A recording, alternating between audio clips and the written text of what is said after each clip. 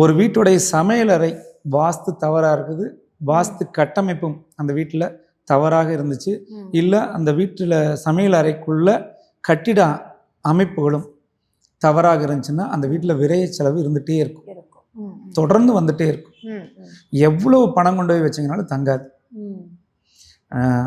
ஒரு சிலர்லாம் சொல்லுவாங்க, லட்சக்கணக்கில் கொண்டு வந்து பணம் வைப்பேன், எங்கே போச்சுனே தெரியலையுமா. இப்போ அதுக்கு நம்ம ரெண்டு விஷயம் சொல்லுவோம், தீயா போயிருச்சும்பா, காத்தா போயிருச்சும்பாங்க.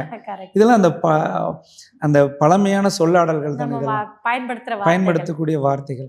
இதில் காரணம் என்னன்னு பார்த்தீங்கன்னா இந்த அக்னி பகுதி தான். கொடுக்கறதும் அக்னி பகுதி தான், அதிக அளவு விரயத்தை கொடுக்கறதும் அக்னி பகுதி தான், சொத்துக்களை கொடுக்கறதும் அக்னி பகுதி தான், ஆட்சி அதிகாரம் பேச்சு இதையும் கொடுக்கறது அக்னி பகுதி தான்.